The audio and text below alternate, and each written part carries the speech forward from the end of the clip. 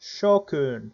Welcome to Igor's Dojo, the training ground for honing your Japanese language skills. Today we will cover Bakari, an often underrated particle that has a variety of usages and a large degree of flexibility despite the negative nuance that it carries with itself. We will analyze the most important usages of Bakari in this video, 4 in total, that will prove useful in your Japanese language studies. So, with that out of the way, what do we need to know about Bakari? Well, the most important thing about it would be the negative nuance that it carries with itself in most of its aspects, especially in the three that I have highlighted with orange on this illustration, but it is removed from the section where Bakari is paired with ta or da form of verbs to convey an action that has been just carried out or performed. As you can see on the illustration, this negative nuance is indeed a defining trait of Bakari, because if it were missing, we could easily replace it with dake or dakeshika when we need to convey the meaning of only, or with kara and node when we need to express reason.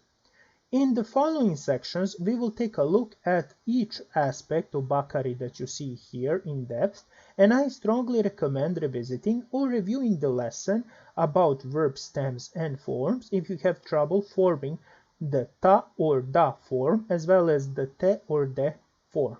You can find the link to this video on the screen or in the description below, along with a few other useful videos that will help you in mastering Bakari, mostly dealing with particles.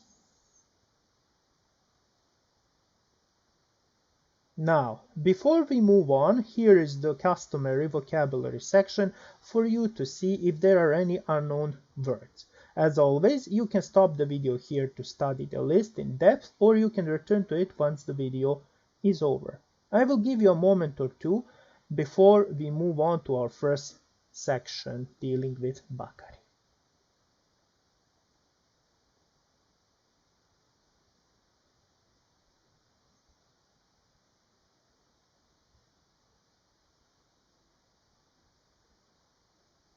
Are you ready? If you are, then let's move on to our next section. Now, let's see what do we need to know about Bakari when we want to express the meaning of only in sentences. First, we will take a look at our sentences before diving in deeper into the definition and into the, let's say, things you need to watch out for when trying to use the Bakari particle in this vein. Now, our first sentence goes as follows. Sansatsu no hon bakari kaimashita. I bought only 3 books. And you can already notice that there is something odd about the structure of the first sentence, or to be more precise, about the particles in the first sentence, namely that o is missing after hon. Now, let's see our second sentence before I explain this. Yamada-san bakari party ni kimashita. Only Mr. Yamada came to the party. Once again, notice the difference. Bakari has replaced wa here, so it is not Yamada-san wa party ni kimashita, but Yamada-san bakari party ni kimashita. And our third sentence. Kobayashi-san wa suki na eiga bakari mimasu. Mr. Kobayashi only watches his favorite movies. Once again, you can see the difference in the order of particles in this sentence because, like in the first sentence, o is here replaced with bakari. Now, why is that? The usage of bakari as only or to convey only something is arguably the most important and the most widespread one. Here, bakari is directly attached to the words, in most of the cases those words being nouns, and it also removes the particles that would come afterwards. As you can see, Bakari has removed the particle o from the first sentence, then va from the second, and o once again from the third, as I have already stated. This absorption is the most important aspect of Bakari that you need to remember here, as well as its placement directly behind the word that we want to emphasize with only. So once again, this is the most important thing you need to remember, or the two most important things, is that you always need to position Bakari behind the word you want to emphasize with only, and that Bakari, when used in this manner, removes the particles that would be normally here. And as you can see in our notes down below, this is a new section. In my videos, I have, let's say, pulled this up for you on the screen, that you need to remember that Bakari usually absorbs a particle and that Bakari is attached directly behind the object which would we like to emphasize with only. So, in a nutshell, this is the first usage of Bakari that we need to remember, that it is used as only, and in this usage, in this vein, Bakari is always directly attached to the object we want to emphasize, and it absorbs, or if you like it, removes the particle that would come normally afterwards.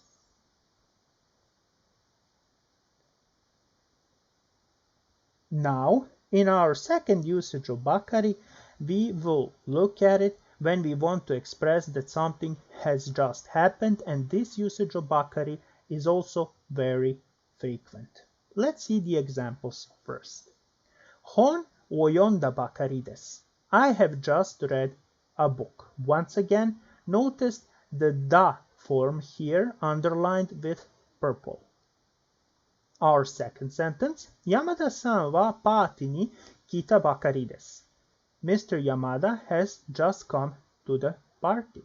Once again, notice the purple and underlined ta form. And our third sentence, Kobayashi-san wa suki na eiga o mita bakari desu. Mr. Kobayashi has just watched his favorite movie. Once again, notice the ta bakari. Now, what do we need to know here? As you might have already concluded, Bakari here is put between the ta or da form of the verb, or simple past in linguistic circles, and the auxiliary verb da, or more politely known as des. I suggest remembering this as a formula because Bakari never deviates from this pattern when you want to convey that something has just happened or that something has just been, let's say, performed. Also, another thing worth remembering here is the absence of the negative nuance that you will find in the other usages of Bakari. So, what do you need to remember here? Always remember to change the form of your verb to the ta, or the basic past form, or da maybe if it is a godan verb, then add Bakari directly onto it, and after that da or des. And it is roughly equivalent to the English present perfect tense if you want, let's say, to remember it that way. And in fact, according to my experience, my teaching experience, it is very frequent and useful to remember it in that way. So once again, remember always to nest, so to speak, Bakari between ta, or the past form of the verb, simple past form of the verb, and the verb da, des, that is the auxiliary verb. And you see in the first note down below that I have specified this in a shorter, let's say, definition for you, so you can easily remember it.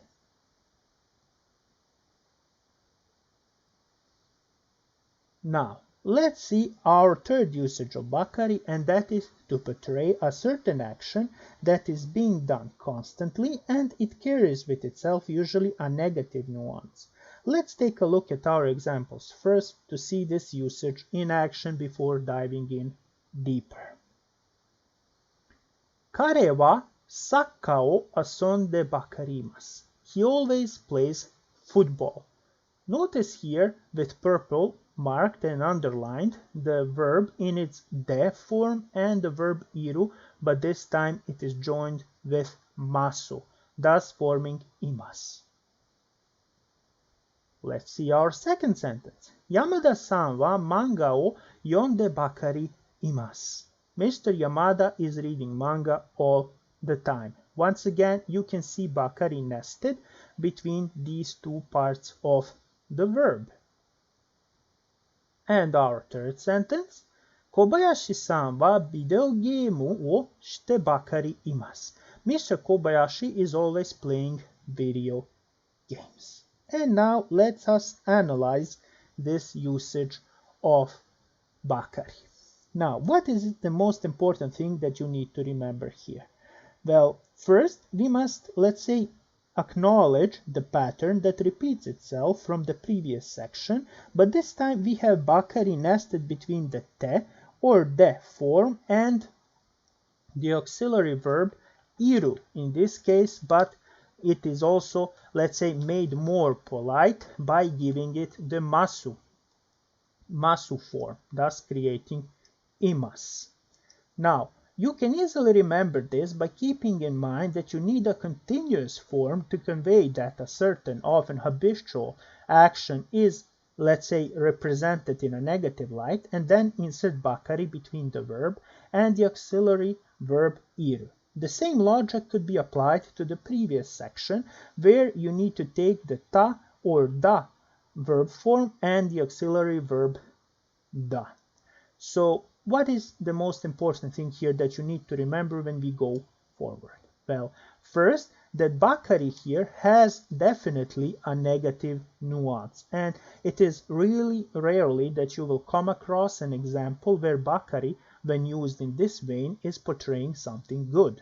So whenever you consider a certain action that is constant, that is a habit, to be a bad one, it is usually a very good idea to express it by using Bakari in this form. So you create first the te or de form out of your verb, then attach Bakari to it, and after that do the magic with iru. Maybe you will leave it like that, like for example, asonde Bakari iru, if you want to be, let's say, on a everyday colloquial level of conversation, or if you want to be more polite about it, you can do it like we have done here, asonde Bakari imas. So that is the first point. Remember always the negative nuance. And the second is the way it is formed practically, because Bakari here is in a way breaking apart the verb here, and it is being nested between the two.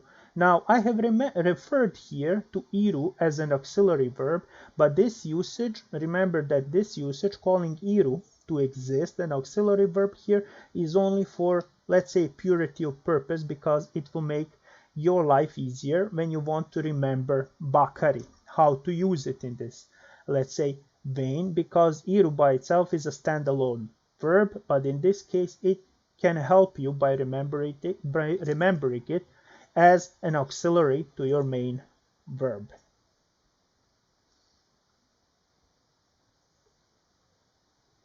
And let's take a look at the final usage of Bakari, but this time it expresses the reason for something in our sentences. Like we have done previously, first we will take a look at the sentences before dissecting, so to speak, this usage. Our first sentence. 彼と勉強しなかったばかりに、山田さんは私と話しません。Just because I did not study with him, Mr. Yamada does not speak with me. Like in the previous sections, note here ni that has been marked with green and underlined. And also notice the position of Bakari at the end of our first clause. Our second sentence. その提案を受け入れたばかりに、私の生活は苦しくなった。Simply because I have accepted that proposal, my life became difficult. Once again, notice Bakari ni, and let's say the word to which it is attached, to the simple past form of the verb, both in the first sentence and in the second sentence. And our final example, it is the longest and the most complicated of all, but it illustrates the point perfectly. 小林さんの助けを受けたばかりに、他の同僚たちの羨ましさも引きつけました。Simply because I accepted Mr. Kobayashi's help, I have also attracted the envy of other colleagues. Now, what do we need to know about Bakari here? Well, as you can see in our first note, the most important thing to know about Bakari here that it receives ni as a suffix and thus becomes Bakari ni. And this Bakari ni form is exclusively and only used when you want to express a reason for something. And Bakari ni, as you can see in our second note, is always a negative in this, let's say, usage. It always has a negative nuance, simply because we are noting that for a certain reason that is unfavorable in our eyes, there is a negative in our eyes, something has happened. So it is, let's say, it has some similarity with Noni in this case, and also you will find the video on my coverage on Noni in the description below, and I will throw up a link for you in the card in the upper right corner. So to summarize this is really simple when using Bakari ni, because you are essentially Bakari ni attaching to the simple past form of the verb in most cases, and after that you are simply stating in your second clause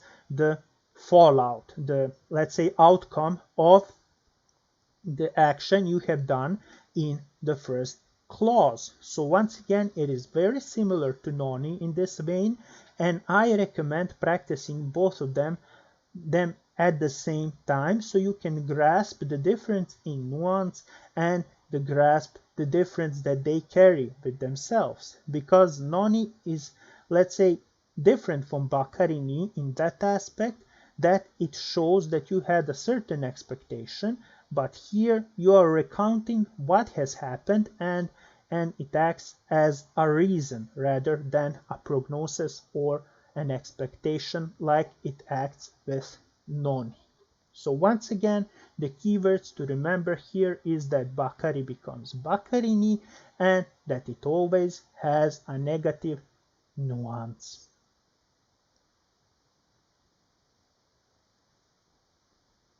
So, what have we learned about Bakari today, Shokun?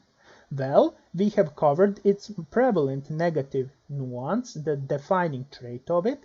Then we have talked about its most widespread usages or translations, if you will, of being equivalent to the English only or just. And finally, we have talked about the manner of, let's say, attaching or positioning it in a sentence according to the form of Bakari which you want to use. If you want to say that something has just happened, or you are pointing out a continual action that is happening and it also has a negative nuance, then Bakari is being nested between the two parts of a verb. But if you are referring to as only, then you need to remember that Bakari always removes or absorbs the particle that will usually follow, and it is attached directly to the object we want to emphasize with only. And we have also talked about Bakari in our, let's say, final usage when it showed reason, but that in those, let's say, circumstances, Bakari always becomes Bakari ni, and it has ni as an additional part, and is also, of course, usually positioned at the end of the first clause, with the first clause being the reason for something, and in the second clause we are illustrating the outcome of the first clause. So in short, we see here that Bakari usually has a negative connotation, has some similarities with Noni, although there are also gargantuan differences between the two, and that it has a variety of applications. Like I have said in the beginning of the video, I have covered the 4 most important ones, which you can find appearing on various tests for Japanese language proficiency, like the GLPT test, and in everyday conversations in Japanese, both in oral and written form. Otsukare-sama deshita, my dear Shokun. Thanks for watching my video on Bakari today, in which we have covered all the important bases when it comes to this particle that is often underrated. As with everything in Japanese language, especially in the case of grammar and conjugations, Bakari is also mastered through practice and variation, so I recommend going through the examples in this video one more time, playing with them, trying to alter them, trying to translate them into English, let's say, and or Japanese, so you can get a better grasp at Bakari. However, this and Noni are both nicely suited for a review video with additional examples for practice and for helping you to master both of them. So if you are up for it, if you would like a video of that sort to be created and posted for your practice, please throw a comment down below with your recommendations and wishes, of course. So once again, dear Shokin, thank you for watching, and I hope to see you again in the dojo next time. Sayonara!